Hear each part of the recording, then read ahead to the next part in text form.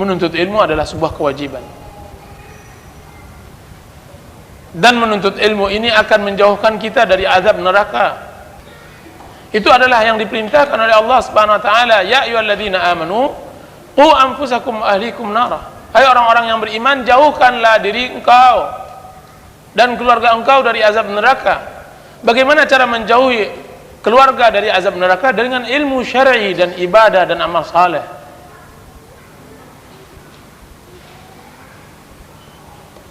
Berkata Qatadah tentang ayat ini, bahwa orang yang menjaga keluarganya dari api neraka adalah orang yang memerintahkan keluarganya untuk melakukan ketaatan kepada Allah dan melarangnya dari maksiat dan menegakkan amar ma'ruf nahi munkar. Berkata Dhahhak dan Muqatil rahimahumullahu ta'ala, wajib bagi seorang muslim untuk mengajarkan keluarganya dari kerabatnya, dari pembantunya yang telah Allah Subhanahu wa taala wajibkan kepada mereka, dan apa yang telah Allah Subhanahu wa taala larang dari mereka. Wajib. Ajarkan istri, ajarkan suami sesuatu yang tidak diketahui tentang kewajiban kepada Allah Azza wa Jalla yang wajib ia lakukan. Apa kata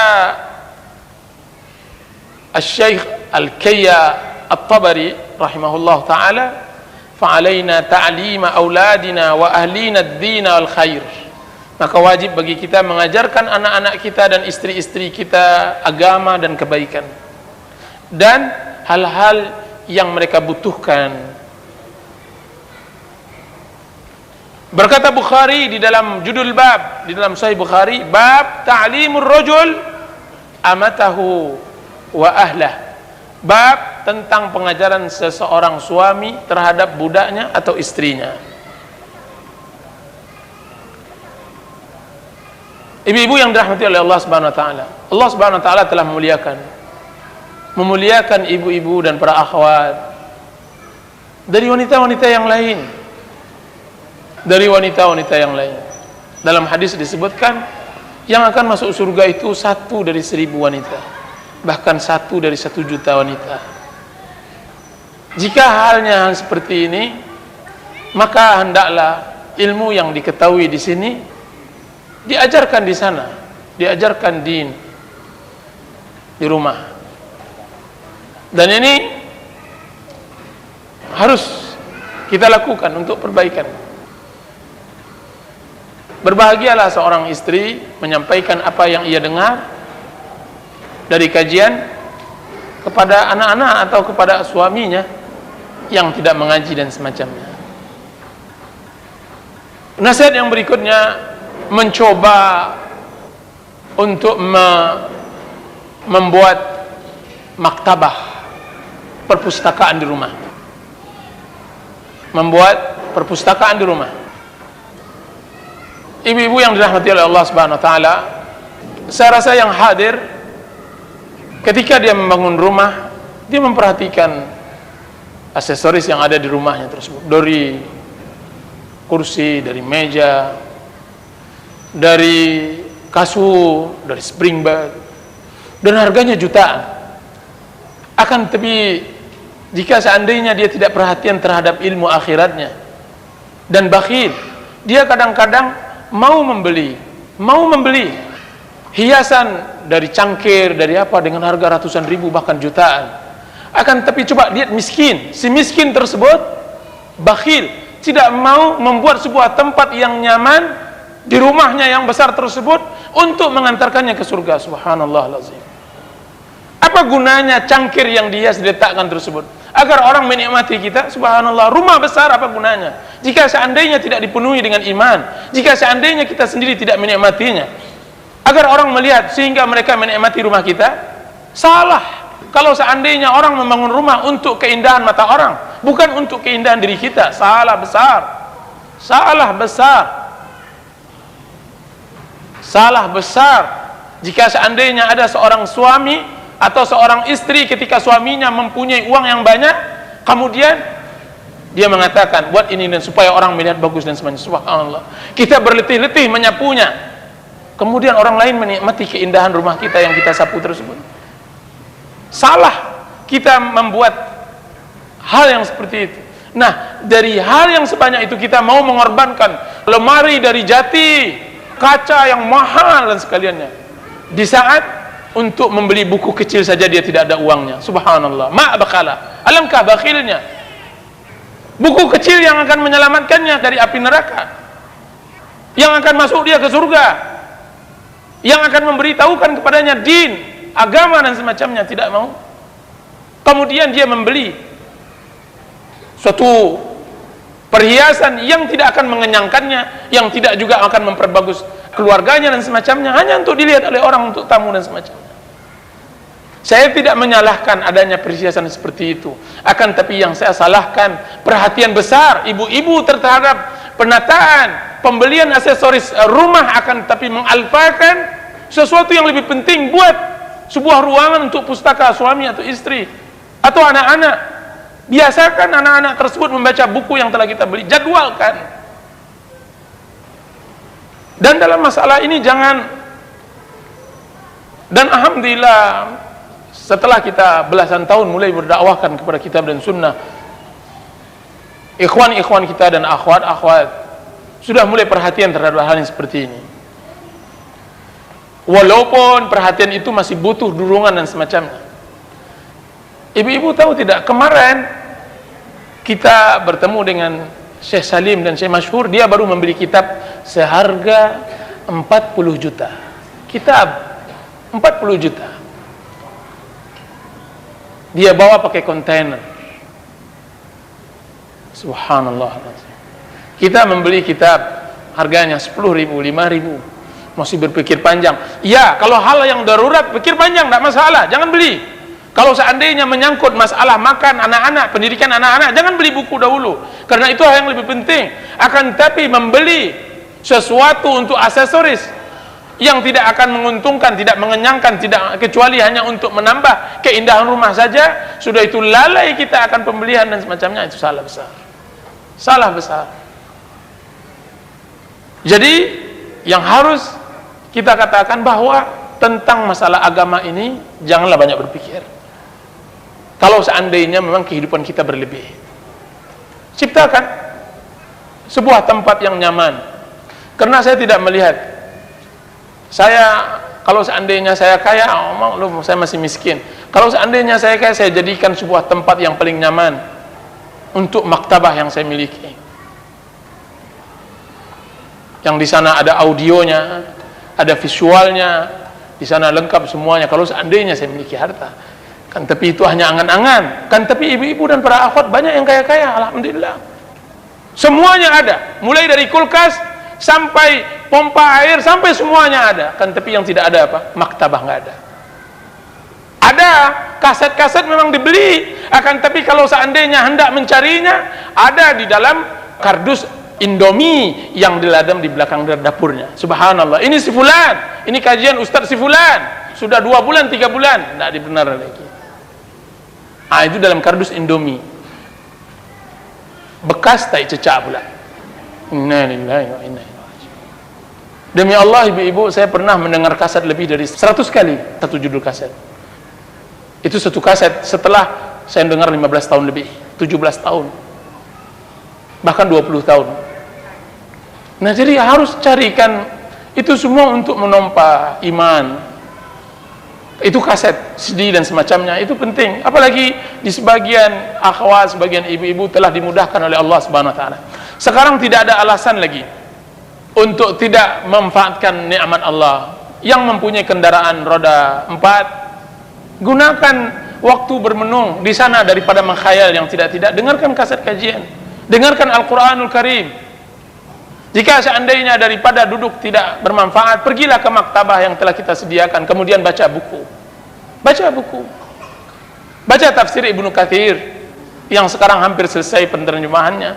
Baca sirah Rasulullah SAW. Dan ini harus perhatikan. Dan ada yang lebih penting lagi yang harus kerjasama antara suami dan istri di dalam membangun pustaka ini. Jangan sembarangan membeli buku. Saya katakan bahwa sebagian penerbit itu benar-benar dominan bisnisnya daripada penyebaran dakwahnya, sehingga seharusnya buku yang diterjemahkan tersebut di Arab Saudi atau di Timur Tengah sana tidak laku, akan tapi karena kepintaran memilih judul di sini akhirnya menjadi laku berat. Kenapa? Karena pembeli rata-rata tertipu dengan judulnya. Ada sebagian pembeli membeli buku 1 atau 2 judul yang berbeda, akan tapi ketika diteliti kiranya judulnya sama, penulisnya sama, pengarangnya sama, dan yang membedakan adalah penerjemahan. Dan ini diharapkan para ikhwan yang menjual buku juga harus selektif dalam masalah pemilihan buku, jangan terjadi korban, sehingga dia benar-benar buku yang disayat itu benar-benar manfaat. Ada sebagian lagi membahas masalah fikih wanita, dibelinya buku ini kemudian dibeli buku ini, padahal ketika dicocokkan kiranya pembahasannya tidak beda. Ini sebelum kepada pemilik usaha dan semacamnya kita minta untuk keselektifan mereka, dan juga yang seharusnya adalah keselektifan kita sebagai orang pembeli. Maka saya katakan yang harus diperhatikan membeli buku tidak hanya buku motivasi saja, dan ini salah. Sebagian kaum muslimin pada zaman sekarang ini di urutan pertama buku itu buku motivasi yang paling tinggi.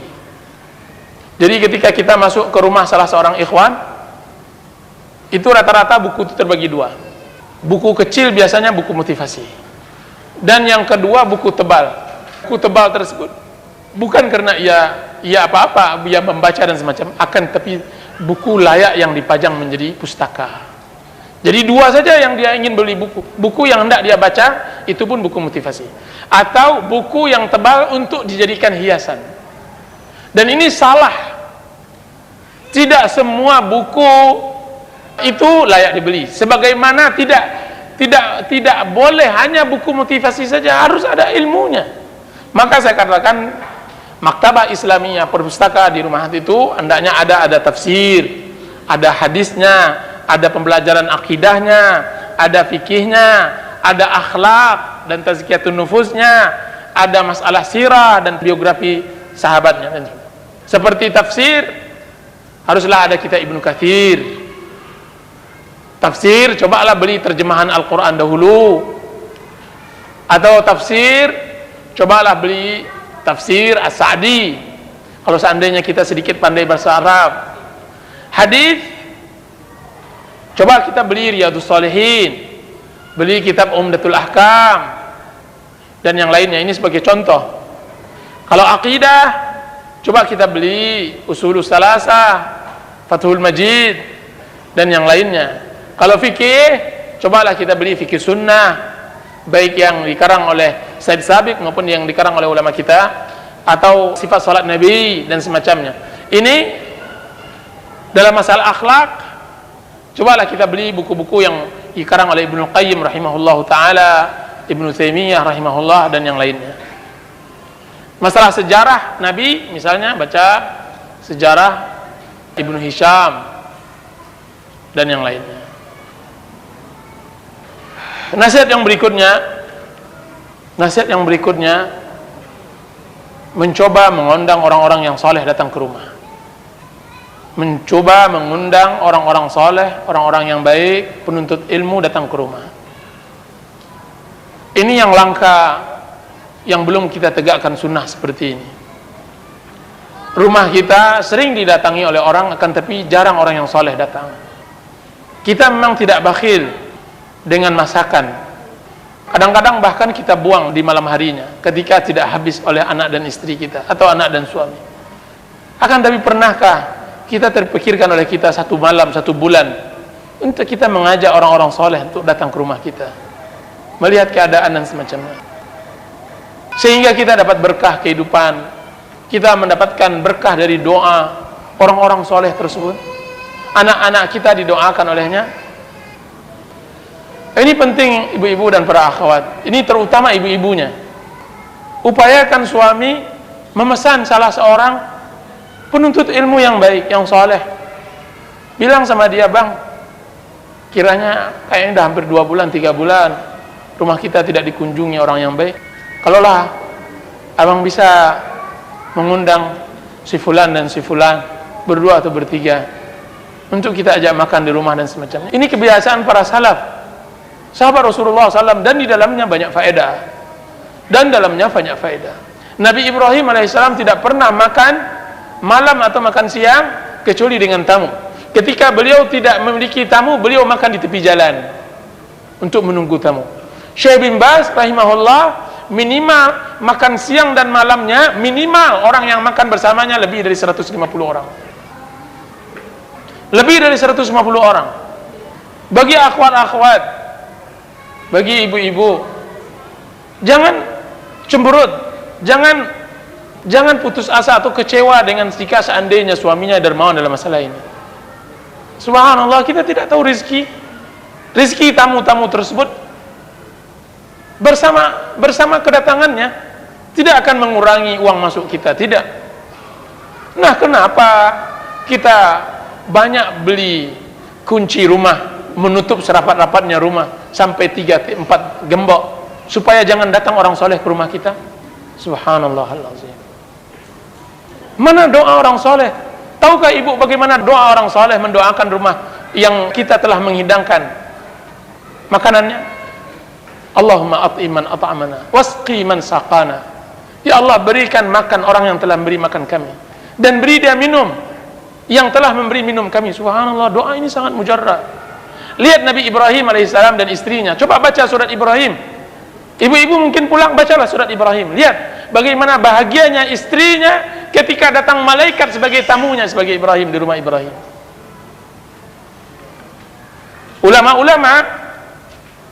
Ulama-ulama ketika datang kepadanya tamu, kemudian dimajukannya makanan tersebut. Apa kata anak-anaknya atau kata jamaahnya? Kenapa pula antum majukan? Biarlah kami mengambil sendiri.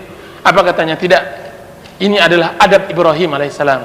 Karena Allah Subhanahu wa taala mengatakan fakharrabahu ilaihim, yaitu Ibrahim mendekatkan makanan tersebut kepada tamunya. Dan coba lihat doa Nabi Nuh alaihissalam, bahwa begitu bahagianya ada seorang mukmin datang ke rumahnya, Rabbighfirli wali walidayya waliman dakhala baitiya mu'minan. Ya Allah, berikanlah ampun kepadaku dan untuk kedua orang tuaku dan setiap orang yang masuk ke rumahku dalam keadaan beriman. Coba lihat, Nabi Nuh doakan orang ketiga setelah dirinya dan orang tuanya, orang yang masuk ke rumahnya. Masya Allah. Faedah yang berikutnya itu mengajarkan bagaimana ibu-ibu yang malas memasak, ibu-ibu yang kurang pandai memasak, dengan datangnya sering datang tamu, insya Allah ta'ala akan pandai masak. Mudah-mudahan bisa buka kedai nasi dan semacamnya. Banyak faedahnya. Jadi jangan disangka ringan masalah menolak tamu tersebut. Jadi upayakan tersebut. Saya jarang sekali mendengar adanya tamu undangan tersebut, jarang sekali. Bukan berarti kita berharap diundang, akan tetapi coba, kalau tidak kita, orang lain dan semacamnya. Akan tetapi itu akan menjalin hubungan silaturahim. Apa yang rusak dari silaturahim akan terbaiki dengan acara makan tersebut. Apa yang selama ini kita suudzon dengan saudara-saudara, dengan acara makan tersebut akan terbina kembali. Itu yang diharapkan dengan adanya saling silaturahim dan sebagainya. Dan ibu-ibu, saya ingatkan, dengan seperti ini, sebentar lagi kita daurah. Saya berharap kemarin panitia dan pengurus sudah menentukan atau berharap ibu-ibu bisa menempatkan rumahnya menjadi tempat hidangan untuk kedatangan ustadz kita. Dan insya Allah saleh dan semacamnya. Saya berharap untuk semuanya berebut untuk menjadikan rumahnya sebagai tempatnya. Insya Allah ta'ala. Ini mudah-mudahan bisa dijadikan momen penting panitia. Jangan takut dengan kurangnya. Aduh, uang belum ada, tuan-tuan. Subhanallah, tidak berkurang. Yakinlah. Jadi ibu-ibu yang dirahmati Allah Subhanahu wa taala, nasihat berikutnya, tapi perlu juga diingat, ada kesalahan di dalam menjamu. Di dalam menjamu ini sudah tahu jelas acaranya, yang menjamu tidak tahu adab dan akhlak menjamu. Ibu-ibu, sebuah kesalahan kalau seandainya kita menjamu dan kita menjamu apa adanya. Malu kan kita menjamu orang-orang soleh, hanya ada nasi dan indomie dipanaskan. Malu kan? Cuma ada hanya air putih. Wong kita telah undang. Jadi saya katakan, kalau seandainya kita hendak menjamu, maka muliakan tamu tersebut. Rasulullah SAW bersabda, "Man kana yu'minu billahi wal yaumil akhir falyukrim dhaifah." Barang siapa yang beriman kepada Allah dan hari akhir, maka muliakan tamu. Bukan hanya sebatas menjamu, akan tapi dijamu dan muliakan. Bagaimana cara memuliakannya? Menghormatinya, memberikan kepadanya lebih. Kecuali memang dia mendadak dan tidak ada, dan yang ada ini hanya itu aja. Berikan apa yang ada. Tahukah ibu cerita seorang ustadz mengajak tamunya? Disebutkan di sebuah pondok pesantren. Dan itu kejadian di Jawa. Bahwa seorang buya atau seorang kiai, dari kebiasaannya setiap orang tua yang datang ke pondok pesantren tersebut harus makan di rumah Pak Kiai. Harus makan di rumah Pak Kiai. Waktu itu datanglah salah seorang wali santri mengantarkan santrinya, anaknya ke pondok tersebut. Dan datanglah jadwal makannya. Ketika itu sang kiai muda mengatakan kepada istrinya apa yang dimasak. Dia bilang bahwa dia baru memasak gulai. Ketika dilihat kiranya pembantu-pembantunya telah melahap gulai tersebut, tinggal lagi gulai tersebut, tinggal satu potong tempe satu potong tenggelam di gulai tersebut. Apa akal? Apa kata sang kiai muda tersebut? Aman, perkara mudah. Dekatkan, buatkan dia tempat tersebut, kemudian panggil dia. Maka dipanggillah, kemudian dimatikanlah lampu. Sudah itu Pak Kiai pun makan dengan nasi, dan tamunya pun makan dengan nasi dan dengan satu butir tempe tadi. Dan Pak Kiai pun mengambil kuahnya juga, akan tapi dia tidak mengusirnya. Nah, itu tamu. Kalau seandainya memang yang ia miliki itu, masya Allah, udah. Tapi kalau seandainya memang karena kebakilan, itu janganlah dicoba. Mulailah kita berdermawan, mulai meyakini bahwa yang dimakan oleh tamu tersebut tidak akan mengurangi rezeki kita. Yakinkan itu. Bahkan mendatangkan rezeki. Banyak cerita-cerita tentang bakhilnya para penjamu kepada tamunya. Disebutkan oleh Jahid dalam kitab Al-Bukhala, orang-orang bakhil. Bukhala. Satu hari disebutkan ada seorang majikan yang sangat bakhil sekali, sangat bakhil, dan itu telah diketahui oleh pembantu-pembantunya. Satu hari diperintahkanlah oleh majikan ini pembantunya untuk membeli seekor ayam untuk dimasak. Ketika dimasak, maka dipotong-potonglah, kemudian digoreng. Ketika digoreng, datanglah majikannya tadi makan. Setelah dia kenyang makan, maka berkata dia kepada pembantunya, "Pembantu, ini kenapa baru paha yang kau berikan kepada saya? Mana badannya?" Maka tergopoh-gopoh pembantunya tersebut memberikan badan. Maka potongan badan pun disuguhkan kepada majikannya. Majikan pun memasukkannya ke tempat makanan yang dia selesai makan.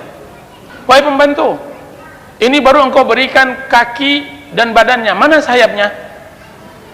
Maka dengan tergopoh-gopoh pembantu menghadirkan sayapnya. Dia lihat, engkau baru memberikan kaki, badan, sayap, mana kepalanya? Mana kepalanya? Apa katanya? "Majikan, maafkanlah, kepala itu biarkan aja tersisa." Apa kata majikannya? "Subhanallah, tersisa? Tidak tahukah engkau di dalam kepala tersebut ada otak? Tidak tahukah engkau bahwa otak ayam tersebut bisa mencerdaskan pikiran?" Wah, dia kata, "Enggak, harus datangkan juga." Maka dengan tergopoh-gopoh pula datanglah. Itu berarti masya Allah majikannya bakhil. Jadi mungkin banyak hal yang kita ceritakan tentang masalah ini, kan tapi karena keterbatasan waktu kita cukupkan sampai di sini. Wassallallahu ala nabiyina Muhammadin wa ala alihi wasallam. Wassalamualaikum warahmatullahi wabarakatuh. Di sini ada pertanyaan, Ustaz, bagaimana jika kita mendapatkan suami yang awam, dia tidak pernah ikut pengajian, sementara akhlaknya bagus? Yang mau anda tanyakan, mana yang lebih baik, laki-laki yang rajin ikut pengajian atau laki-laki yang awam namun memiliki akhlak yang baik? Yang lebih bagus adalah laki-laki yang memiliki agama dan akhlak yang baik. Karena jika seandainya dia beragama, dia mengajarkan kita hak dan kewajiban, sehingga kita tidak melanggar perintah Allah dan larangannya. Dan juga dia tidak menzalimi kita, dan dengan akhlaknya dia akan menyayangi kita. Jika seandainya terjadi pertengkaran, dia tidak akan menzalimi kita. Apa kata ulama? Carilah suami yang baik agama dan akhlaknya. Karena jika seandainya dia cinta, maka dia tidak akan melampaui batas. Kalau seandainya dia benci, dia tidak akan menzalimi anda. Jadi yang baik adalah yang baik agama dan akhlaknya. Tidak cukup akhlak. Sehebat apapun seorang suami yang berakhlak, akan tapi tidak tahu perintah dan larangan Allah, akan menuntun kita ke neraka. Ibu-ibu, akan menuntun kita ke neraka. Akan tapi dengan agamanya akan membawa kita ke surga dan menarik kita dari azab neraka. Itu saja. Wallahu ta'ala alam. Jadi seharusnya yang lebih sempurna bagi ibu yang bertanya, akhlak yang mulia ini biasanya berdekatan dengan agama yang baik. Jarang-jarang orang yang beragama baik tapi dia berakhlak buruk, sebagaimana jarang-jarang orang yang berakhlak baik tapi tidak beragama. Seharusnya akhlak dan agama yang baik adalah dua pertemanan yang tidak boleh dipisahkan. Ya, tinggal lagi ibu mengajaknya menjadi orang yang beragama yang baik setelah dia berakhlak yang baik. Ya, wallahu ta'ala. Anak ingin memakai pakaian yang sesuai dengan syariat dan suami mendukung. Yang jadi masalah, suami sudah lama tidak membeli pakaian untuk dirinya sendiri. Jika disuruh membeli, ia bilang akan membeli pakaian jika sudah ta'addud. Suami terlalu cuek terhadap pakaiannya sendiri. Bagaimana sikap anda sebagai istri? Jazakallahu khairan. Kalau suami anda tidak mau membeli pakaian untuk dirinya, berikan pakaian untuknya.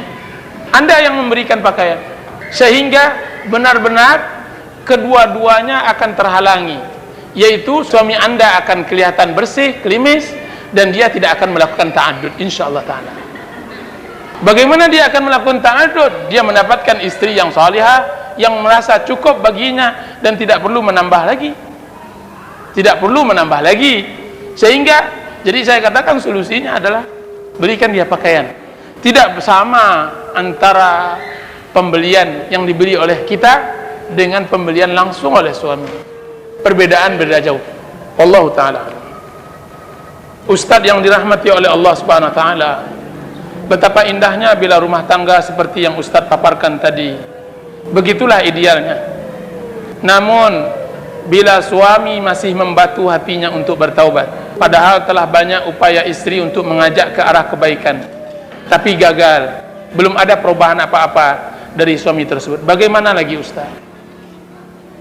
Ibu-ibu dan para akhwat yang dirahmati oleh Allah subhanahu wa ta'ala, hari yang kita lewati ini, dia hanya terbagi dua saja. Hari untuk kita atau hari atas kita, tidak lebih. Hari yang kita beruntung atau hari yang kita merugi. Hari yang kita senang atau hari kita sengsara dengan. Hari yang kita butuh bersabar atau hari yang kita butuh bersyukur.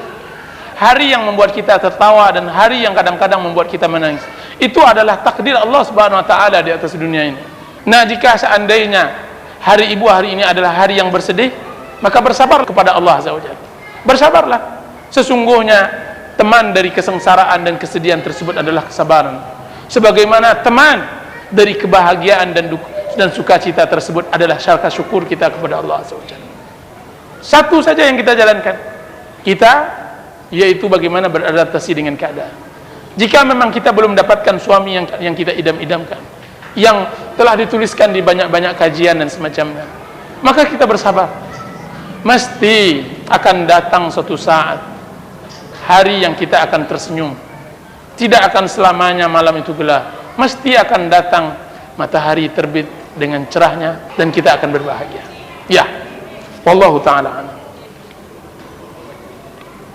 Ustaz, bolehkah salat tahajud 2 rakaat tambah witir 3 rakaat saja? Boleh. Tidak ada yang salah dalam masalah ini. Bagaimana cara mengatasi ketakutan terhadap rezeki? Karena takut anak-anak tidak bisa selesai sekolahnya. Sekolah agama tentunya. Jazakumullah khairan katsira. Kalau ibu katakan bahwa rasa cemas, takut tetap ada. Rasa takut, siapa yang tidak takut tentang masa depan anak-anak? Akan tetapi saya telah telaah banyak bahwa tidak mutlak kelangsungan sekolah akan menjamin keberhasilan seorang anak. Tidak mutlak. Tidak mutlak pula kelancaran rezeki yang kita berikan kepada anak akan menghasilkan anak yang baik pula. Tidak. Tidak mutlak pula orang yang sekolahnya tinggi jauh-jauh ke luar negeri dia akan berhasil pula. Tidak mutlak. Pastikan itu. Yang mutlak adalah doa dari ibu yang salihah. Yang mutlak adalah motivasi. Yang mutlak adalah pengajaran kehidupan kepada anak tersebut bahwa begini loh begini loh nak cara hidup, begini cara hidup, engkau belajar dengannya. Jadi saya rasa takut akan masa depan anak adalah was-was dari syaitan. Asy-syaitanu ya'idukumul faqra wa ya'murukum bil fahsya. Syaitan selalu mengajak-ngajak, menjanji-janjikan kefakiran kepada kalian dan memerintahkan kepada keburukan. Syaitan yang menjanjikan kefakiran, Allah menjanjikan kekayaan. Jadi saya rasa jangan takut cemas tentang pendidikan anak. Tidak mutlak dengan sekolah yang dibayar mahal akan menjadi anak yang baik juga, tidak. Dan ini pelajaran hidup yang sering kita dapatkan. Akan tapi pengaruh didikan seorang tua itu berpengaruh besar. Bagaimana membangun keyakinan, percaya diri, motivasi, semangat yang tinggi itu lahir dari rumah tangga, lahir dari rahim. Jadi itu yang harus diperhatikan. Mudah-mudahan ada manfaatnya. Ibu yang dirahmati Allah Subhanahu wa taala, sallallahu ala nabiyina Muhammadin wa ala alihi wasallam. Wassalamualaikum warahmatullahi wabarakatuh.